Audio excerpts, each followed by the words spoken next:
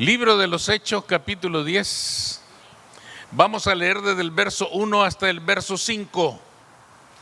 Las obras no salvan. Es el título de nuestra reflexión de este día. Las obras no salvan. Capítulo 10, del verso 1 hasta el verso 5.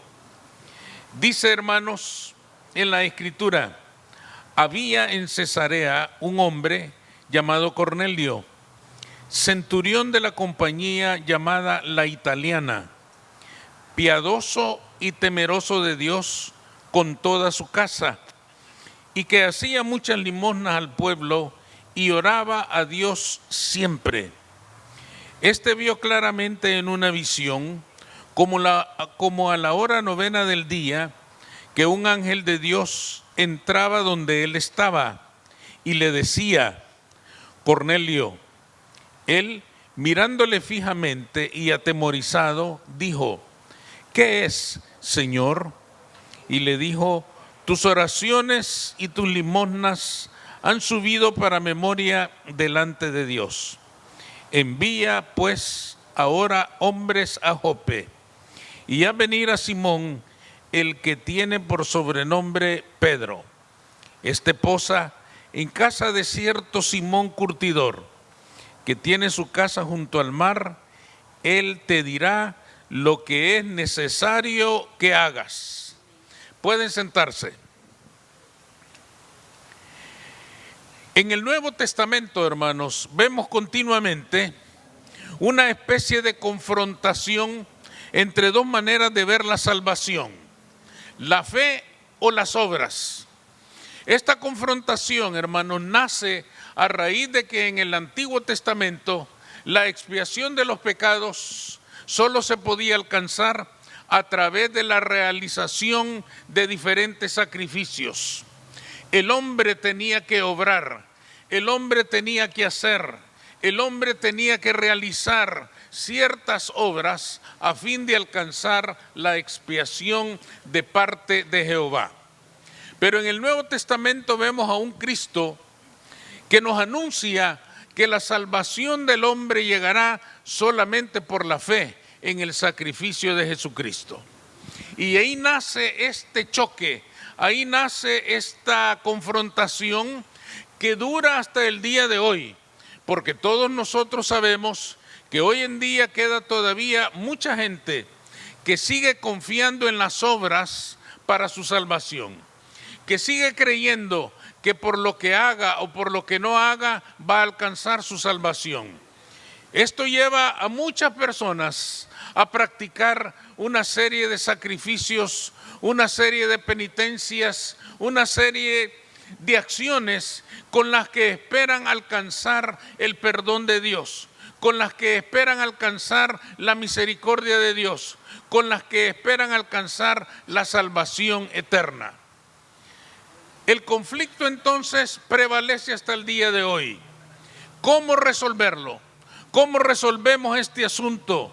La Escritura dice en el Nuevo Testamento que la salvación es por fe y no por obras, para que nadie se gloríe. Pero sin embargo, queda mucha gente que todavía confía en las obras como el elemento principal o esencial para alcanzar la salvación. ¿Cómo resolver este asunto? Este pasaje que hemos leído y la historia de este hombre, Cornelio, nos ayuda mucho a entender y a resolver este asunto. ¿Cuáles son los elementos que nos muestra esta historia y que serán básicos para que resolvamos este asunto?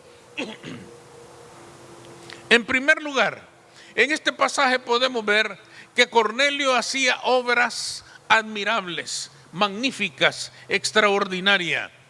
La Escritura misma lo llama, como lo hemos leído, piadoso y temeroso de Dios. Un hombre piadoso, hermanos, es un hombre que valora las cosas eternas, que valora las cosas espirituales, que practica la piedad, es decir, una persona que aprecia, que entiende que más allá de este mundo natural hay un mundo espiritual que es mucho más importante y trascendente que esta realidad terrenal. Pero no solo le llama piadoso, también lo llama temeroso de Dios. ¿Y qué significaba temeroso de Dios en la Escritura? Significa una persona que tiene un conocimiento cercano, que tiene una relación íntima con Dios. Temer a Dios, hermanos, no significa tenerle miedo en la Escritura. Temer a Dios es un concepto que entre el lenguaje original de la Escritura y el nuestro hoy en día están muy lejos, porque para nosotros temer significa tener miedo. Entiendo que hay muchos hermanos que les temen a sus esposas, no sé por qué. Pero ese es un buen ejemplo de cómo nosotros entendemos la palabra temor. Pero para ellos, temor a Dios no significaba nada de eso. Temor a Dios significaba, hermanos, tener conocimiento en la práctica, en la vida real de quién era Dios. Un hombre temeroso de Dios era un hombre que estaba cerca de Dios, que lo conocía, que no lo conocía de los labios para afuera, sino que lo conocía en su intimidad. Y a este hombre se le califica como temeroso de Dios. ¿Y qué nos demuestra que lo que estamos diciendo es cierto? Nos lo demuestran varias cosas. Primero, dice que él oraba, piadoso y temeroso de Dios con toda su casa. Y oraba a Dios siempre, igual que nosotros. Dice, y oraba a Dios siempre. Fíjense bien en esto. Era temeroso de Dios, hermanos, porque se comunicaba con Él continuamente. Su Dios no era un Dios distante, no era un Dios lejano, a quien venir a saludar cada domingo y nada más. Él oraba a Dios siempre. Además de eso, hermanos, dice que un ángel lo visitó a la hora novena. La hora novena aparece en varias ocasiones en el Nuevo Testamento, porque era costumbre en aquellos días que la hora novena era la hora de la oración. Él estaba orando cuando un ángel se le aparece y le indica que llame a Pedro. Y cuando él mira a un ángel, hermanos, y lo llama por su nombre, aquí lo leyeron ustedes, le dice Cornelio. Cornelio no sale corriendo, afligido, asustado por aquella visión. Parece ser, hermanos, que esto no es nuevo en su vida. Parece que en esta comunión que él tenía con Dios, que un ángel le hablara, no era algo extraordinario como para que él se llenara de miedo, como en muchos otros pasajes que leemos en la Escritura. Con él no sucedió así. ¿Y por qué no sucedió así? Porque él era temeroso de Dios, porque él tenía comunión con Dios, porque él le hablaba a Dios y Dios le hablaba a él. Y esto no era algo, hermanos, como para que él saliera corriendo, asustado, afligido por aquella voz que le había hablado por nombre. Por eso se le llama a él temeroso de Dios. Me parece a mí, hermanos, que este Cornelio, que era romano, militar romano, como bien lo dice aquí, es decir, era gentil, pero como gentil tenía más conocimiento de Dios que muchos judíos, que debían conocer a Dios. Oraba, ayunaba y daba limosnas, dice aquí, para ayudar a la sinagoga. Esto nos hace preguntarnos, hermanos, algo. Esto nos descubre a nosotros algo muy importante. Aquel hombre pertenecía sin duda a un grupo de personas que llegaban a la sinagoga fielmente, pero los sentaban cerca de la puerta. Las primeras líneas, los primeros asientos en la sinagoga eran para los judíos de hueso colorado. Y personas como Cornelio, hermanos, eran personas que llegaban a la sinagoga. Les gustaba escuchar lo que los maestros de la ley hablaban, explicaban y exponían en las reuniones de la sinagoga. pero no se habían decidido a ser judíos del todo. Pero no habían asumido la nacionalidad judía para poder sentarse en las primeras filas en la sinagoga. Si este hombre que ayudaba tanto a la sinagoga, hermanos, se convertía al judaísmo, seguramente que con toda libertad se podría sentar en las primeras filas en la sinagoga. Pero seguramente no era así. Él estaba sentado cerca de la puerta, ahí donde sentaban a aquellas personas que no eran judíos, que simpatizaban con la sinagoga. Eran simpatizantes con el judaísmo, pero no habían entrado de lleno. No se habían circuncidado, no se habían declarado judíos como para poder participar de toda la actividad de la sinagoga. Esto nos plantea a nosotros una gran pregunta. ¿Por qué un hombre piadoso y temeroso de Dios, que conocía tanto a Jehová, por qué no se había hecho judío? ¿Por qué no había aceptado la religión judía para poder disfrutar de todos los derechos y responsabilidades de un judío dentro de aquella religión que le había anunciado al Dios en el que él creía? Seguramente, hermanos, la única respuesta que encontramos es que un hombre piadoso y temeroso de Dios como Cornelio creía en el Dios de los judíos. Le encantaba escuchar las lecturas del Antiguo Testamento y las enseñanzas de los maestros de lo que decía el Antiguo Testamento. Creía en el Dios de los judíos, pero no creía en los judíos. Digámoslo de otra manera, él estaba encantado con Jehová, pero no le encantaba para nada el pueblo de Jehová.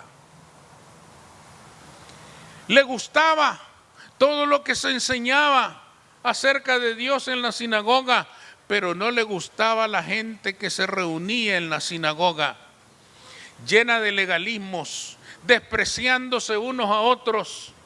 Él mismo como gentil sentía el desprecio de los judíos cuando no le permitían ocupar cualquier sitio en la sinagoga. Había un lugar destinado para ellos. Ellos eran inferiores. Ellos no merecían estar y contarse como miembros de la sinagoga. Eran gentiles. Les hacían sentir inferiores. Les hacían sentir que no tenían el mismo derecho que los judíos, que eran el pueblo de Dios. Sin embargo, a ese pueblo de Dios, este hombre Cornelio no se sentía atraído a ese pueblo de Dios. En pocas palabras, hermanos, Cornelio le creía a Dios, pero no le creía a los judíos. Le creía a Dios que tenía un pueblo, pero no le creía al pueblo que decía ser el pueblo de Dios. Esto nos plantea a nosotros una situación muy polémica. ¿Es posible que hayan personas piadosas fuera de la iglesia de Jesucristo? Es una pregunta terrible. ¿Es posible que hayan personas piadosas y temerosas de Dios fuera de la iglesia del Señor? Personas que dentro de su conocimiento, correcto o incorrecto, buscan a Dios con todo su corazón. Personas que oran a Dios, personas que son sensibles a las necesidades de su prójimo, personas que afirman que les gusta lo que predican en la iglesia de Cristo, que les gusta escuchar cuando hablan de la Biblia.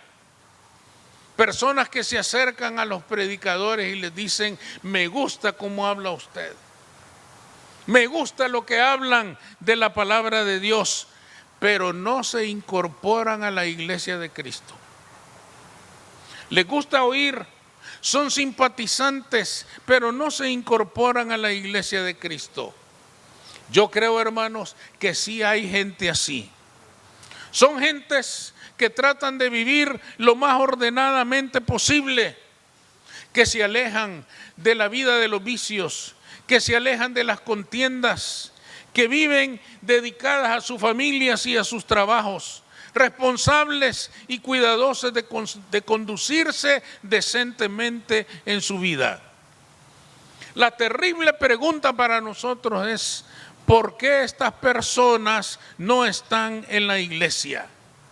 Quizá porque le creen a Dios, pero no nos creen a nosotros.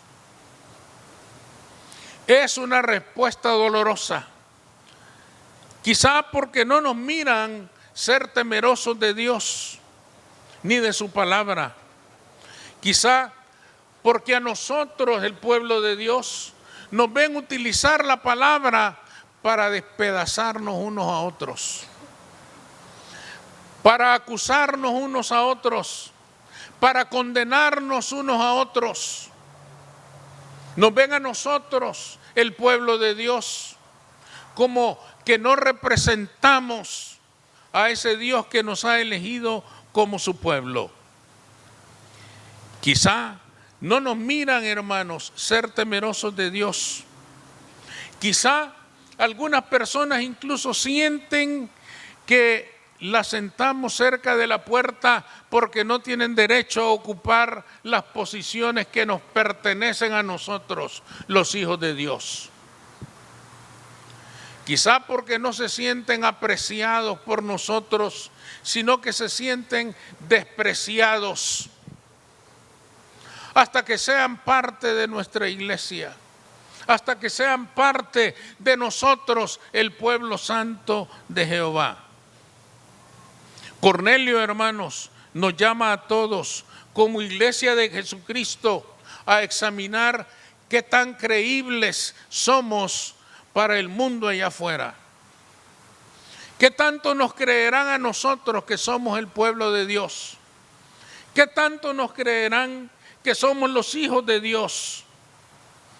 ¿Qué tanto nos creerán que verdaderamente hemos sido apartados para glorificar el nombre de Jesucristo? Quizá de esto dependa, hermanos, que muchas personas que simpatizan con el Evangelio de Cristo se afirmen en el Señor, o quizás se retiren frustrados porque no vieron lo que esperaban. En otras palabras, Cornelio nos está diciendo: testifiquemos como hijos de Dios. Testifiquemos como hijos de Dios para que aquellos que simpatizan se afirmen en ese mensaje que les gusta, que les atrae, que les llama la atención. Que no seamos nosotros quienes les decepcionemos, que no seamos nosotros quienes derrotemos esa fe que apenas empieza a nacer. Asegurémonos de que nos vean como personas piadosas y temerosas de Dios, y ellos permanecerán en el Señor. La segunda cosa que nos demuestra esto es que Cornelio, con todas sus buenas obras, no era salvo. Porque aquí vamos a ir aclarando algo muy importante. Siendo Cornelio un hombre tan extraordinario, este pasaje nos demuestra que aún necesitaba ser salvo en Cristo Jesús. Fíjense bien que no estamos diciendo de ninguna manera, hermanos, que las buenas obras de esa gente piadosa los van a salvar. No. La Escritura dice que la salvación es por la fe y no por las obras. El Señor lo sabe bien y por lo tanto sabe perfectamente que Cornelio, con todas sus obras excelentes y magníficas, necesita todavía ser salvo por la fe. Esto es importante de entenderlo en este pasaje. Cornelio tenía grandes cualidades morales y espirituales, pero en ningún momento nos dice la Escritura que por estas cualidades él ya era salvo. Una cosa es que le reconozca estas cualidades y otra cosa es que dijera: él ya es salvo por sus obras. Estas obras magníficas le salvaron, pero la Escritura no dice eso. Por el contrario, reconoce todo lo bueno que Cornelio hace como persona, pero establece con claridad que le era necesario nacer de nuevo en Cristo Jesús si quería ser salvo.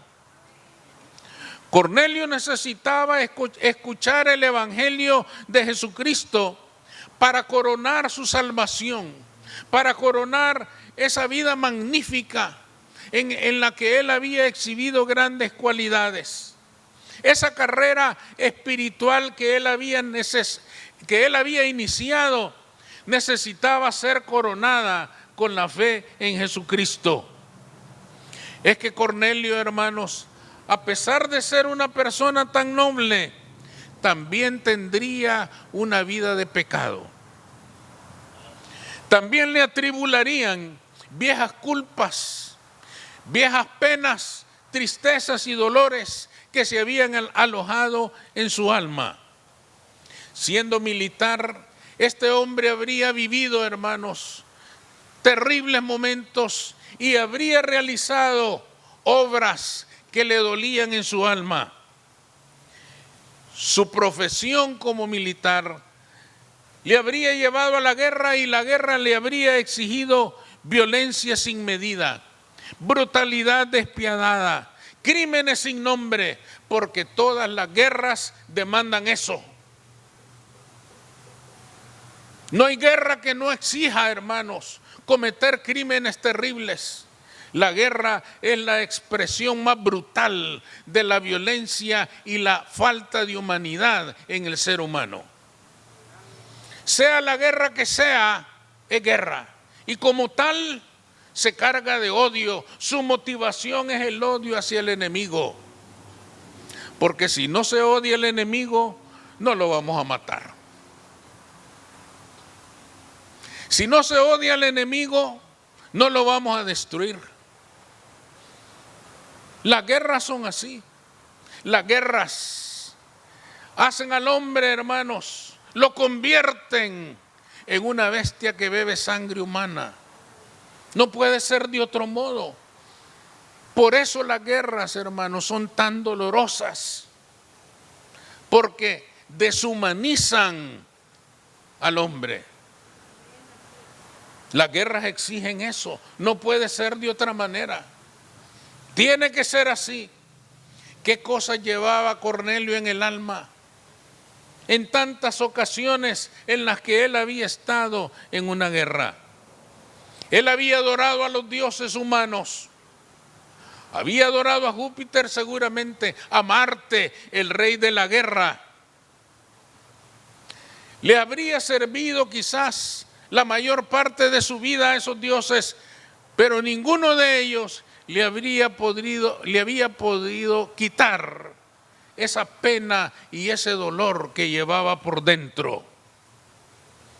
Ahora su alma anhelaba paz, anhelaba reposar de todo aquel pasado terrible y sobre todo anhelaba estar en paz con el Creador.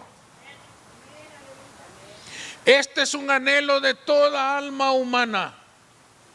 Hasta los que dicen que son ateos, su alma les reclama estar en paz con el Creador. Aunque ellos le llaman universo, aunque ellos le llamen como le llamen, no importa cómo llamen a Dios. El problema es que el dolor en su alma es verdadero y es real. Sus almas les reclaman estar en paz con el Creador. Todas aquellas cualidades maravillosas de Cornelio no le habrían podido quitar nunca las cargas que llevaba en su alma. Todas aquellas obras maravillosas que Cornelio había hecho a lo largo de su vida no tenían la fuerza, el poder para limpiarle su alma llena de pena y llena de dolor. Sin embargo, Dios estaba empeñado en su salvación. Tan empeñado estaba Dios en su salvación que le envía a domicilio al primer predicador de la iglesia de Jesucristo, Pedro. Fíjense bien que en el verso 6 leímos al final, Él te dirá lo que tienes que hacer. Él te dirá lo que tienes que hacer para todas esas necesidades que tienes en tu vida y que no has podido resolver. Esto nos está diciendo a nosotros hoy que a nadie le salvarán sus buenas obras. Por más excelente que sea su vida, por más ordenada que haya vivido su vida, solo Cristo le puede salvar. De una vida en la que naturalmente se cometen errores, equivocaciones y pecados. Todo lo bueno que una persona pueda hacer y hacer no es suficiente cuando se trata de tener paz en el alma. Cuando se trata de enderezar una senda torcida, cuando se quiere vivir en novedad de vida, alejado de todo aquello que antes fue parte de la realidad de una persona. Ninguna religión tiene la fuerza suficiente para alcanzar el alma humana. Quizás alcance sus conciencias en alguna medida, porque las prácticas religiosas le dan cierto reposo al alma pecadora, aunque sea por un rato, pero le ofrecen un cierto reposo. Pero pasado el tiempo de recogimiento, vuelve la misma realidad. Vuelve la misma situación, vuelve la culpa, vuelven los remordimientos y vuelve la desesperación, la angustia y el dolor de no saber qué hacer para estar en paz con Dios y en paz con el prójimo. ¿Con cuánta razón afirmó el apóstol Pablo que la salvación es por la fe y no por las obras? Porque las obras no alcanzan a transformar la intimidad de una persona. Hay personas que hacen buenas obras, pero no cambian. El Espíritu Santo envió a Pedro a la casa de Cornelio y a su familia. Hoy nos envía a cada uno de nosotros a buscar a todos aquellos que aún viviendo una vida recta, todavía sufren grandes conflictos en sus almas por situaciones pasadas que no han podido resolver. Ninguna religión muerta podrá salvar un alma que está muerta en el pecado. El único que le va a dar vida se llama Jesús de Nazaret. Él le llamará a la vida. Él le va a volver a la vida. Él le va a restaurar la vida y la paz que todo ser humano anda buscando. El Espíritu Santo envió a Pedro a buscar a Cornelio y a su familia. Hoy nos envía a cada uno de nosotros a buscar a todas aquellas personas que aún luchan, que aún están batallando con esa necesidad. Cuando nosotros veamos, hermanos, en la Semana Santa que ya se aproxima, a las personas haciendo sacrificios, penitencias, caminando de rodillas, cargando figuras, algunos hasta crucificándose literalmente. Veamos el grito del alma que dice: quiero estar en paz con Dios. Pero terminados todos esos sacrificios, terminados la Semana Santa, se acaba todo y se vuelve a lo mismo.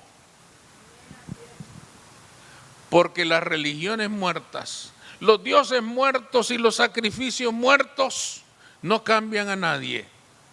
Cristo es el sacrificio vivo, el que sí puede cambiar el alma humana, el que sí le puede dar vida al alma humana, el que sí le puede dar paz con Dios a todo aquel que la anda buscando. Las obras no alcanzan. Pueden ser buenas y hay que reconocerlas cuando existen, pero no alcanzan. el alma humana necesita algo más poderoso, algo más real, algo más verdadero, algo más cierto. Y ese algo más verdadero y cierto se llama Jesucristo. Solo Él le podrá dar vida y vida en abundancia a todo aquel que la anda buscando. Amén. Vamos a orar.